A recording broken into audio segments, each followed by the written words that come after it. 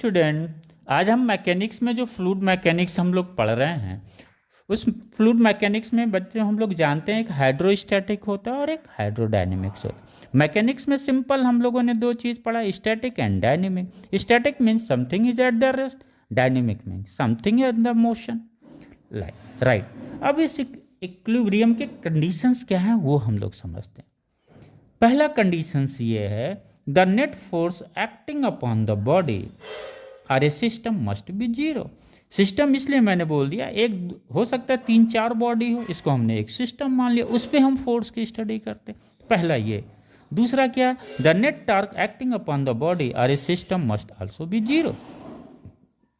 अभी हम हाइड्रोस्टैटिक में कोई लिक्विड रेस्ट में है, उसमें कोई बॉडी इमर्स की गई है, ये बॉडी जो है क्या करेगी, लिक्विड्स को डिस्प्लेस करेगी, और जो लिक्विड जो डिस्प्लेस्ड होगा वो लिक्विड डिस्प्लेस्ड क्या करेगा, एक ऊपर की तरफ फोर्स लगाएगा, और ये फोर्स कितना होगा, डिस्प्लेस्ड लिक्विड्स के वेट के बराबर वो फोर्स लगाता है। Clear, first point.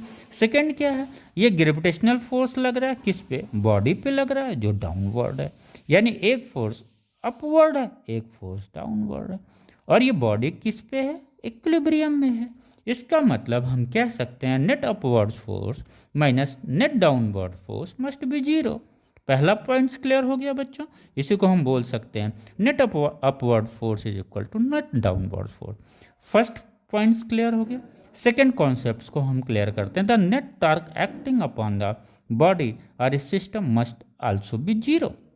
इसे समझने के लिए हम एक चीज़ लेके जरूर चलते हैं बच्चों, कि जो बॉडी हम इमर्स करते हैं वो क्या होता है, बॉडी इसकी जो डेंसिटी होती है यूनिफॉर्म होती है।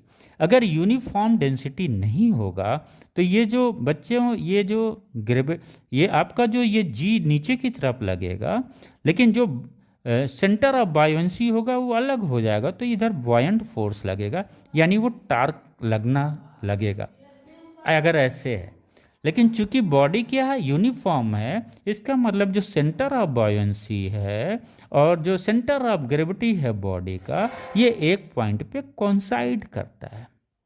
क्लियर हो गया, यानी यहाँ पे कोई टार्क प्रोड्यूस नहीं होता है इन दोनों फोर्स के द्वारा, क्योंकि एक ही पॉइंट्स पे काम वर्क कर रहे हैं, कोइंसाइड कर रहे हैं। अगर ये पॉइंट्स, अगर ये CG होता और ये CB, अगर ये दोनों पॉइंट अलग अलग होते तो क्या करता, वो रोटेशंस करता, यानी वहाँ पे टार्क काम कर रहा है। यहाँ पे टार्क क्या है, जीरो है, क्योंकि ये दोनों अब थ्रस्ट और ये जो सेंटर ऑफ ग्रेविटी है एक पॉइंट्स पे एक्ट कर रहा है।